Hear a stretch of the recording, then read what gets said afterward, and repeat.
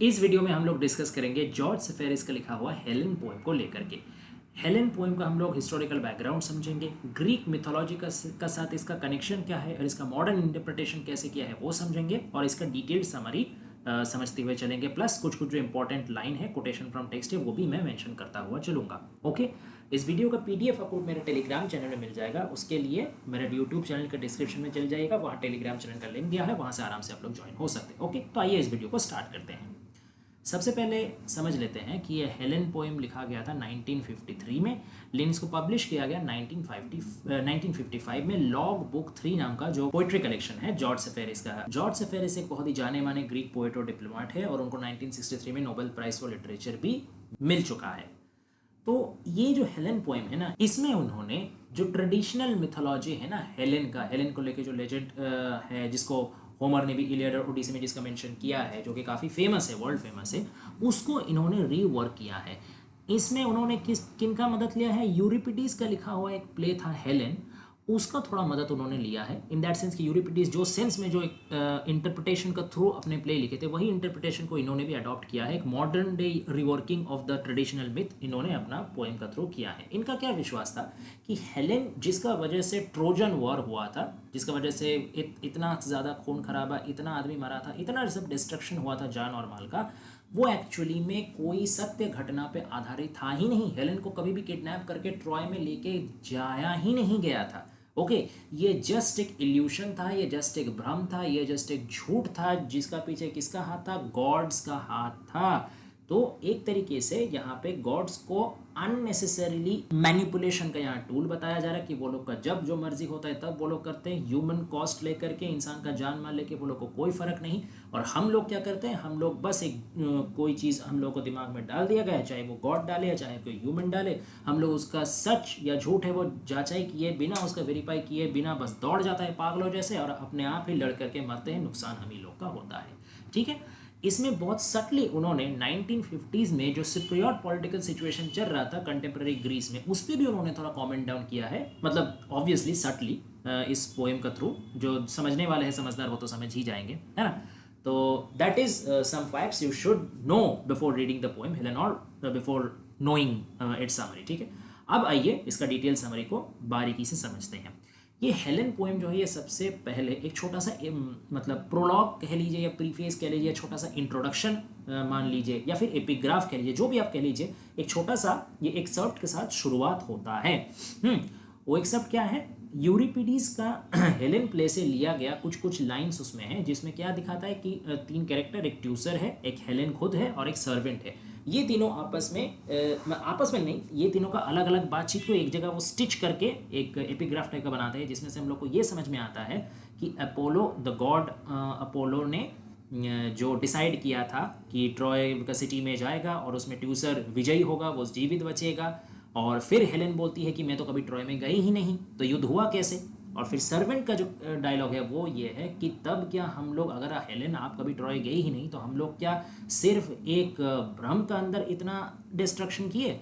तो ये तीनों डायलॉग का जरिए सेफेरिस ये समझाने का कोशिश की है कि एक्चुअली जो ये हेलेन लेजेंड है या हेलेन मिथ है, इतना जो खून खराबा हुआ, ये बस एक इल्यूशन का वजह से हुआ, ये बस एक झूठ का वजह से हुआ। तो इससे हम लोग को अंदाजा लग जाता है कि पोएम में आगे वो क्या बोलने जा रहे हैं। पोएम में भी वो यही कंसेप्ट को और भी इलाबोरेट करने वाले हैं। ठीक है, अब पोएम में सबसे खास बात, इसमें आपको एक पर्टिकुलर रिफ्रेन बार बार देखने को मिल जाएगा। रिफ्रेन क्या होता है कि कोई पर्टिकुलर सेम लाइन या सेम फ्रेज अगर आपको कुछ कुछ देर में रिपीट होता हुआ नजर आता है ना, तो उसको कहा जाता है रिफ्रेन। अब इस पोएम में रिफ्रेन क्या है, ध्यान दीजिएगा, लाल कलर में मैंने बोल्ड भी कर रखा है, the nightingales won't let you sleep in Platres. ठीक है, और ये रिफ्रेन टोटल 3 बार आता है, अलग अलग पैरा का शुरुआत में टोटल 3 बार ये रिफ्रेन पूरा पोएम में आता है। कि जो नाइटिंगेल है ना, नाइटिंगेल एक सिंगिंग बर्ड होता है, इनको ट्रेडिशनली सिंबल ऑफ मेलनकली माना जाता है कि जब कोई सैड होता है, जब किसी का डेथ हो, चाहे जो कोई लॉस होता है, कोई मोर्निंग होता है, तो उसको सिंबल माना जाता है नाइटिंगेल को। ठीक है, तो नाइटिंगेल क्या करेंगे, आपको सोने नहीं देंगे प्लेट्रस में। प्लेट्रस एक विलेज है साइप्रस का, साइप्रस एक ग्रीक सिटी है। तो कहने का मतलब है कि यहाँ पे nightingales in the sense morning, ठीक है, या फिर लॉस या फिर डेथ, ये सब चीज़ यहाँ का हवा हवा में मिला हुआ है, तो ये आपको यहाँ सोने नहीं देंगी, ये आपको नॉर्मल जिंदगी जीने नहीं देगा। वो जो हॉन्टिंग मेमोरी है ना, डेथ का, डिस्ट्रक्शन का, वो भी मीनिंगलेस डिस्ट्रक्शन, ठीक है, डिस्ट्रक्शन ओवर अ फॉल्सहुड, तो उसका जो मतलब मेमोरी है वो अभी भी हॉन्ट करता रहता है, वो अभी भी आपको पीसफुल लाइफ जीने नहीं देता है। ये रिफ्रेन का यही मतलब है। और बार बार ये रिफ्रेन पोएम में आना ये भी दर्शाता है कि जिंदगी में आज का मॉडर्न डे पीसफुल लाइफ में भी ये जब जब सोच आता है कि एक झूठ का वजह से इतना खून खराबा फैला, तो वो आपको मेंटेलिटी को डिस्टर्ब करके रख देता है, ठीक है। अब पोएम में क्या पहला पोएम जो शुरू होता है क्या दिखाता है, एक शाई Nightingale. Nightingale through out the poem आपको बार बार मिलेगा, ठीक है, very important symbol it is. तो एक जंगल है, जंगल में जो एक शाई थोड़ा सा शर्मीला एक नाइटिंगेल क्या है, वो फॉरेस्ट का जो ठंडापन है वो अपना सॉन्ग का थ्रू उस ठंडापन को चारों तरफ स्प्रेड कर दे रहा है, हर किसी के सोल को वो ठंडा करने का कोशिश कर रहा है, और ये उन सोल्स तक भी पहुंच जा रहा है जो कभी इस धरती में रिटर्न नहीं आ सकते। रेफरेंस किसका है आप समझ सकते होंगे कि ट्रोजन वॉर में जितने भी बेगुनाह आदमी झूठा दावा की वजह से मारे गए लाखों लाखों, उनका सोल्स के लिए, उनका तो कोई गुनाह नहीं था, किस वजह से उनको मारा गया, किसका इसमें गलती है ना। तो फिर भी वो जो कभी अपना गलती के बगैर मारे गए वो कभी दुनिया में नहीं आ सकेंगे, उनका सोल्स तक भी वो ठंडक पहुंचाने का कोशिश कर रहा है। अब इसको ब्लाइंड वॉइस बोला गया है। क्यों ब्लाइंड वॉइस, क्योंकि वो गा तो रहा, वो वॉइस तो है, लेकिन वो देख नहीं पा रहा है, या कहा जाए तो हम लोग देखते हैं तो ही कुछ करते हैं।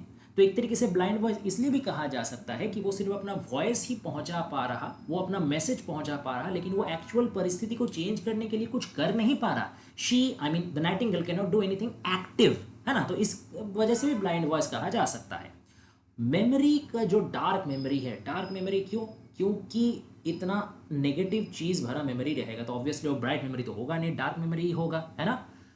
और इस डार्क मेमोरी में किस किस चीज़ को ये ब्लाइंड वॉइस छूता हुआ जा रहा है, जो भी फुट स्टेप्स था, जेस्चर था, किसका जेस्चर, किसका फुट स्टेप्स, जो कभी जिंदा हुआ करता था, प्यारा खूबसूरत हुआ करता था, इनोसेंट हुआ करता था, उन सभी का, ना कि उन सिर्फ सोल्जर का जिसका इन मतलब बेगुनाहों का जो जान गया लड़ते लड़ते, सिर्फ उसी का नहीं, उनका वाइफ का, उनका परिवार का, बेटे संतान बच्चों का, सब कोई का यहाँ पे जो खुशहाल भरा जिंदगी था, जेस्चर था, हैप्पी मोमेंट्स था, हैप्पी फुटस्टेप्स था, वो सब अभी किस में तब्दील हो गया है, बिटर रेविंग्स ऑफ स्लेव गर्ल्स की, स्लेव गर्ल्स जो चिल्ला चिल्ला के अपना दिल तोड़ करके रो रही है, वो सब चीज़ कम में भरा हुआ डार्क मेमोरी में तुम्हारा वॉइस क्या कर रहा है, बस जा रहा है लेकिन किसी को सूद नहीं कर पा रहा है, it is working as a blind voice. अच्छा, फिर पोएट बताते हैं कि प्लेट्रिस, ये जो बार बार प्लेट्रिस वर्ड का यूज़ किया जा रहा है ना, कि एक विलेज इन साइप्रस, तो ये कहाँ है उनको समझ में नहीं आ रहा। अच्छा, एक चीज़ आपको और बता दूं कि ये पोएम का जो स्पीकर है, जो बार बार नाइटिंगेल का ये वॉइस सुन के या नाइटिंगेल को रेफर करके पूरा घटना हम लोग को बताते हैं, ये खुद को एक आर्चर बताते हैं जो कि ट्रोजन वॉर का टाइम में थे, ट्रोजन वॉर में ये प्रेजेंट थे, एक आर्चर थे, आर्चर यानी तीरंदाज, तीर चलाने वाला।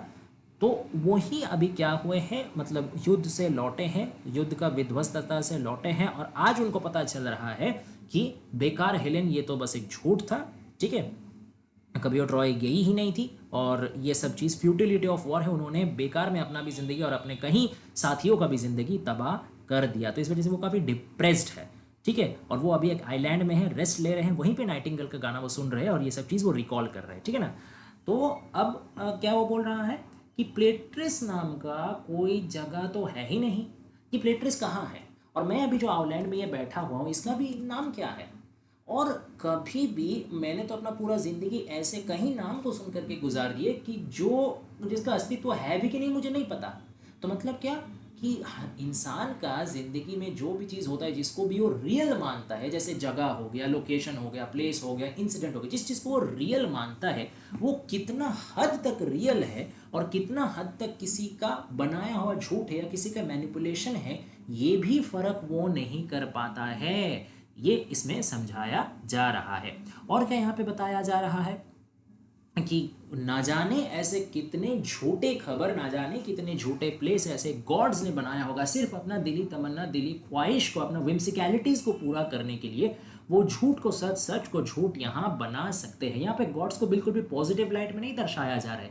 Here they are presented as a supernatural machinery who can manipulate men or the human world on their own, whether this cost the human life doesn't matter, ठीक है ना, तो ऐसा टाइप का। अच्छा, फिर नेक्स्ट क्या वो बताते हैं इस पोएम का स्पीकर कि उनका जो भाग्य है ना, जो फेट है, जो फॉर्च्यून है, वो एजैक्स और सलामिस का स्वॉर्ड्स के बीचों में लटका हुआ है। एजैक्स और सलामिस दोनों एक लेजेंड फिगर है, ये इन दोनों को काफ़ी महान सोल्जर माना जाता है ये ट्रोजन वॉर में, ठीक है, ये लोग पार्टिसिपेट किए थे, अपना वीरताएं दिखाए थे, ठीक है। तो इन दोनों का जो स्वॉर्ड का लड़ाई हुआ था, इसी के बीच में उनका जो स्पीकर का फेट है वो लटका हुआ है। मतलब क्या कि खून खराबा यही को, मतलब लड़ाई कोई और लगवा रहा है, लड़ कोई और रहा है और उसमें भाग किसी और का बर्बाद हो रहा है, मतलब यही है। अब वो दिखा रहे हैं कि मून समंदर में से मून चांद निकल रहा है, बहुत खूबसूरत लग रहा है, ठीक किसका जैसा, the goddess of love Aphrodite के जैसा, ठीक है। एफ्रोडाइट को मेंशन करने का कारण ये है कि वो हेलेन लेजेंड के साथ एफ्रोडाइट का काफ़ी गहरा कनेक्शन रह चुका है, इसलिए वो स्लाई एफ्रोडाइट को मेंशन कर दिए। अब ये मून क्या कर रहा है, एफ्रोडाइट जैसे सुंदर मून, वो आर्चर स्टार को क्रॉस, मन मून धीरे धीरे आगे बढ़ रहा है, ठीक है ना, अपना कोर्स में गतिविधि में वो आगे बढ़ रहा है। अब आगे बढ़ते बढ़ते हुए एक एक तारा सितारा एक एक कॉन्स्टलेशन को क्रॉस करे। सबसे पहले उसने आर्चर स्टार को क्रॉस किया, फिर वो कहाँ पहुंच गया, स्कॉर्पियो। स्कॉर्पियो एक कॉन्स्टलेशन है, एक तारा मंडल है, उसका एकदम हार्ट, मतलब उसका एकदम सेंटर में वो पहुंच गया, ठीक है। फिर वो क्या कर रहा, वो जो इसका गतिविधि है ना, धीरे धीरे वो आगे बढ़ रहा, और ये आगे बढ़ते बढ़ते वो सब चीज़ को चेंज करता हुआ जा रहा है, सब चीज़ को परिवर्तित करते हुआ जा रहा है। यहाँ मून का इन्फ्लुएंस को एक तरीके से दर्शाया जा रहा है, एक सुपर नेचुरल इन्फ्लुएंस के तौर पे, जिससे कि आदमी अपना स्वाभाविक जो दिमाग है वो खो देता है, और जो उसको ऊपर डाला जाता है वहीं से वो पागल बन जाता है, वहीं से वो करता है, रैशनैलिटी खत्म हो जाता है। ओके, और वो खुद को यहीं पे वो खुद को इंट्रोड्यूस करता है पोएम का स्पीकर कि मैं भी तो एक आर्चर ही था इस युद्ध में, लेकिन मैं क्या किया हूँ, मेरा टारगेट को मिस कर दिया हूँ। तो मेरा टारगेट यहाँ पे क्या था, मेरा टारगेट होना चाहिए था कि झूठ सच को में फ़र्क करना, असलियत समझना और अपना बुद्धि से काम लेना, लेकिन मैंने वो नहीं किया। मैंने बाकी सोल्जर जैसे चल गई, बिना कोई बात सोचे समझे मैं भी चल गया, मेरी ज़िंदगी भी मैंने बर्बाद कर दिया, मैंने टारगेट भी मैंने मिस कर दिया, ठीक है। फिर वो दोबारा वो जो रिफ्रेन है वो आता है कि nightingales won't let you sleep in the Platres. फिर वो एक और इमेजरी में शिफ्ट कर जाते हैं, एक और सीन में शिफ्ट कर जाते हैं, जब वो सोचते हैं, इमेजिन करते हैं या रिकॉल करते हैं कि प्रोटियस का शोर में, प्रोटियस भी एक ग्रीक जगह है, उसका जो शोर यानी उसका जो बीच है, उसमें भी क्या ये जो नाइटिंगेल का गाना है, लिरिक नाइटिंगेल, अब वो उसको मधुर संगीत गाने वाला नाइटिंगेल के तौर पे उसको प्रेज कर रहे हैं, उसमें भी ये नाइटिंगेल का संगीत जाता होगा, सॉन्ग जाता होगा। वहाँ पे कौन इसका सॉन्ग सुनता होगा, जितने भी स्पार्टन स्लेव गर्ल्स है, मतलब स्पार्टा में रहने निवासी जितने भी स्लेव गर्ल है, वो सुनते होंगे। अब यहाँ पे आ रहा सबसे बड़ा ट्विस्ट, उस स्पार्टन स्लेव गर्ल में से एक कौन है, हेलेन खुद। अब यहाँ पे वो सबसे बड़ा जो झटका है वो रीडर्स को देती है, और उनको खुद भी सबसे बड़ा झटका लगता है कि अगर हेलेन यही स्पार्टा में स्लेव गर्ल में से है, तो फिर ट्रॉय में कौन गया है। अगर ट्रॉय में हेलेन नहीं गई है तो हम लोग लड़ क्यों रहे हैं। तो यहीं पे एक तरीके का ये रिविलेशन होता है कि इतना सब खून खराबा सिर्फ एक झूठा वहम का वजह से हो रहा है, ठीक है। इसलिए देखिए मैंने लाल कलर में फिर से लिख भी दिया है, ये पोएम का टेक्स्ट भी है कि हेलेन, और हेलेन को वो यहाँ पे ये भी बताया जाता है कि मैंने हेलेन को छुआ, मतलब जो स्पीकर है इन्होंने बोलते हैं कि मैंने हेलेन को छुआ, हेलेन ने मुझे कहा, ये टच वर्ड इसीलिए डेलिबरेटली यूज़ किया गया है कि आप उसे ही छू सकते हो जो रियली फिजिकली एग्जिस्ट करता है। मतलब ये स्पीकर का वहम नहीं था कि उन्होंने स्लेव गर्ल्स में से किसी को हेलेन मान लिया, या हेलेन जैसा चेहरा वाला कोई और स्लेव गर्ल था, सचमुच में वो हेलेन था, ब्लड एंड फ्लैश का हेलेन था, उसको उन्होंने छुआ। और हेलेन उससे क्या बोली, it isn't true, it isn't true, she cried, I didn't board the blue board ship, I never went to valiant Troy. Helen ने बोला कि ये सारा झूठ है, मैं तो कभी ट्रॉय में गई ही नहीं, तो ये सारा लड़ाई हो किस लिए लड़ा है।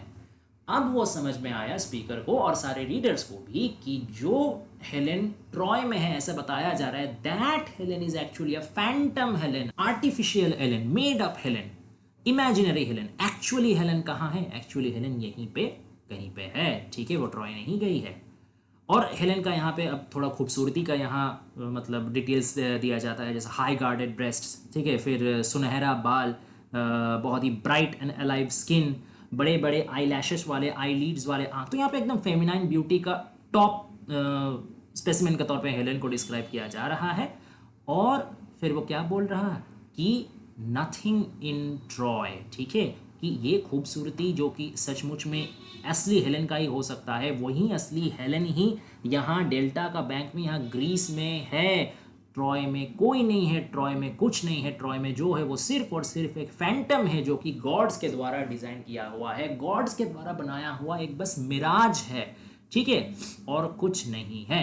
और पेरिस, पेरिस किसके साथ सोया हुआ है, पेरिस किसके साथ इंटीमेट रिलेशनशिप बना रहा है, that is not with the blood and flesh of Helen but with the satanic shadow, okay, that's just a magical shadow, magical apparition, उसके साथ पेरिस सोया हुआ है और वो सोच रहा है कि असली हेलेन के साथ वो है, और उसी वजह से हम लोग लड़ लड़ के मर रहे हैं। उसमें भी देखिए मैंने फिर से लाइन मेंशन कर दिया, and for 10 whole years we slaughtered ourselves for Helen, पूरा का पूरा 10 साल तक हम लोगों ने खुद को मारा एक दूसरे को, सिर्फ और सिर्फ किसके लिए, एक भूत के लिए, एक फैंटम के लिए, एक अपैरिशन के लिए। इतने जेनोसाइड हो रहे हैं कि उसका भी डिस्क्रिप्शन दिया गया है कि लाखों लाखों लोग मर रहे हैं, कुछ को ऐसा लग रहा है कि धरती निकल जा रहा है, मतलब किसी को लाश को दफन कर दिया जा रहा है, ठीक है, कोई कोई लाशों को समंदर में फेंक दिया जा रहा है, इतना लाश निकल रहा है, कहाँ दफन करेगा, दफन करने का जगह नहीं मिल रहा है, इतना लाश ये मिल रहा है। और प्लस इंटरेस्टिंग बात है, समझिए, सोल को यहाँ पे सीड ग्रेन के साथ तुलना किया जा रहा है, जैसे एक मिल स्टोन में है ना, जैसे हम लोग आटा पीसते हैं ना चक्की में, तो कितना एक छोटा छोटा पार्टिकल्स निकलता है आटा का, तो अब सोचिए वैसे ही एक चक्की में, मतलब युद्ध का चक्की में कौन पिसा रहा, सोल्स पिस रहे, आत्माएं पिस रही है, जानें पिस रही है, तो सोचिए कितना लाखों करोड़ों जाने होगा जो वैसे आटा का तरह, वैसे ग्रेन का तरह पिस रही है, मतलब क्या उसका कोई वैल्यू ही नहीं है, ना तो सिर्फ ह्यूमन बॉडी का वैल्यू है बट ह्यूमन सोल का भी वैल्यू नहीं है।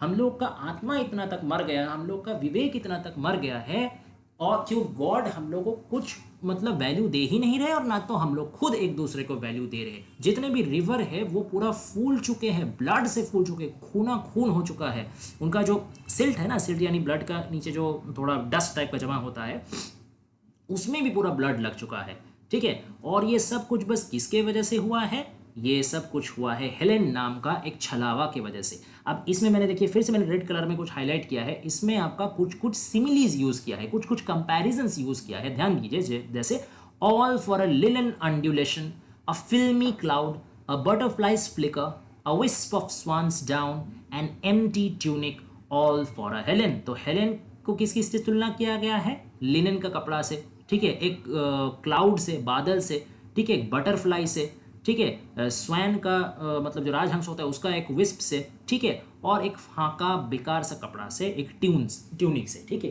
तो ये सब चीज़ बहुत फ्रेजाइल है, ये सब चीज़ बहुत इजीली ब्रेकेबल है, ये सब चीज़ में कोई सॉलिडारिटी नहीं है। तो ये कंपैरिजन के साथ यही दर्शाया जा रहा है कि हेलेन का कहानी में भी कोई सॉलिडारिटी नहीं है, this is just a woven up story, ठीक है। उसके बाद दोबारा नाइटिंगेल को वो 3 बार लगातार मेंशन करते हैं कि नाइटिंगेल नाइटिंगेल नाइटिंगेल, 3 बार नाइटिंगेल को वो लगातार बुलाते हैं।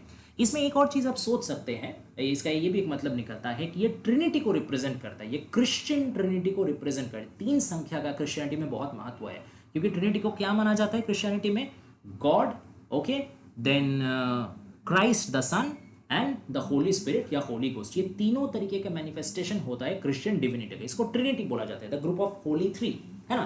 तो आप कह सकते हो एक तरीके से बार बार की नाइटिंग, अब देखिए मैंने जो लाइन बताया ना कि the nightingale's song won't let you sleep in Platres, ये भी पूरा पोएम में 3 बार आता है, और फिर एक लाइन में पर्टिकुलर नाइटिंगेल को लगातार 3 बार बुलाया जा रहा है। तो ये एक तरीके से ये जो ग्रीक गॉड्स है इनके साथ जो एक्चुअल क्रिश्चियनिटी है, जो एक्चुअल गॉड है, उनका भी कहीं ना कहीं एक सबकॉन्शियस लेवल में डिफरेंस दिखा रहे हैं कि क्रिश्चियनिटी का जो असली जो गॉड है, जो ऑमनीपोटेंट गॉड है, जो ऑल लविंग मर्सीफुल गॉड है, तुम उसको देखो ना, वो कितना प्यार करता है सबको, वो कितना रहमदिल है। और ये जो गॉड्स है, ग्रीक गॉड्स जो है, ये अपना बस मनोरंजन के लिए आदमी को मार रहे हैं, तो हम लोग किस गॉड को पूज रहे हैं, आंखें खोलो।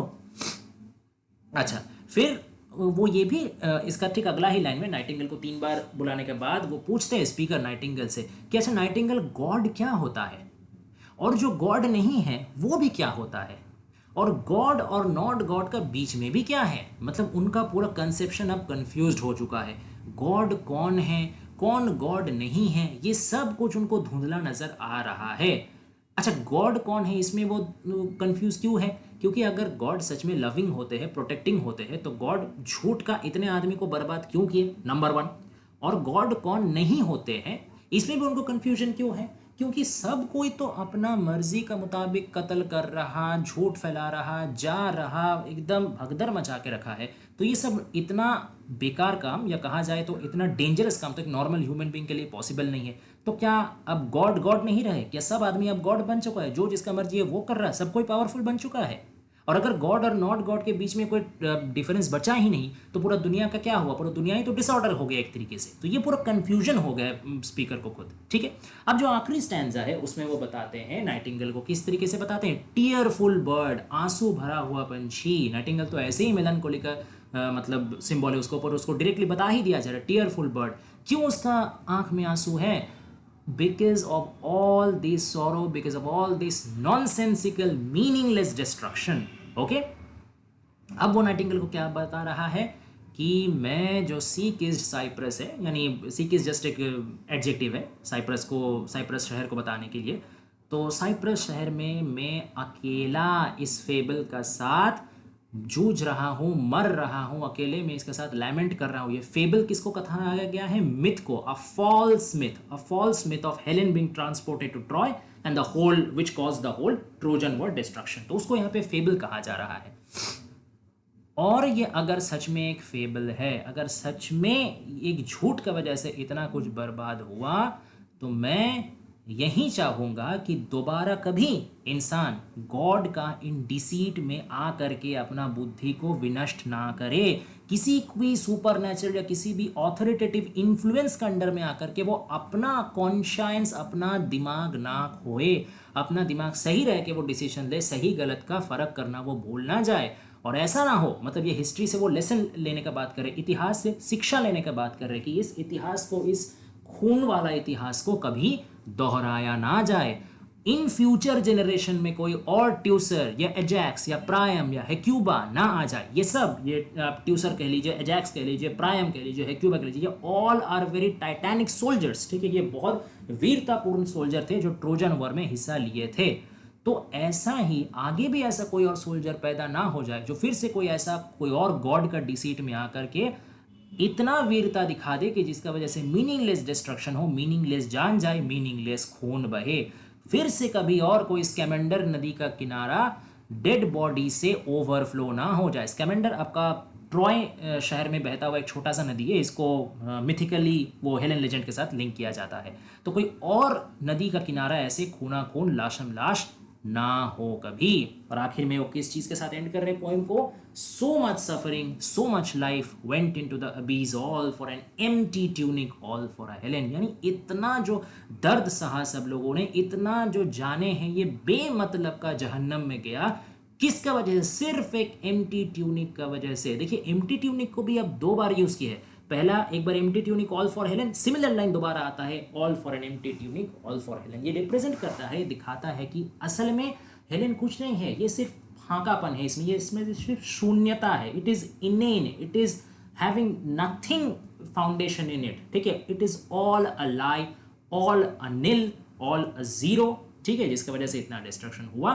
तो आगे ये कभी और ना हो, ये ध्यान रखना चाहिए हम लोगों को, इतिहास से शिक्षा लेना चाहिए, उसको रिपीट नहीं करना चाहिए। ठीक है, ये था पूरा पोएम। आशा करते हैं आप लोगों को समझ में आया होगा। अगर वीडियो पसंद आए तो प्लीज़ लाइक कीजिए और चैनल को सब्सक्राइब करके नोटिफिकेशन बेल टर्न ऑन करके रख दीजिए, ताकि नेक्स्ट जो भी वीडियो अपलोड हो सबसे पहले आप तक पहुंचे। और ऐसे ही कोई भी पोएट्री, पोएम, नॉवेल, ड्रामा, कुछ चीज़ के ऊपर आपको अगर मदद चाहिए होगा तो प्लीज़ कॉमेंट डाउन कीजिएगा, उसमें हम लोग वीडियो बना के रखेंगे। And thanks for watching guys, please stay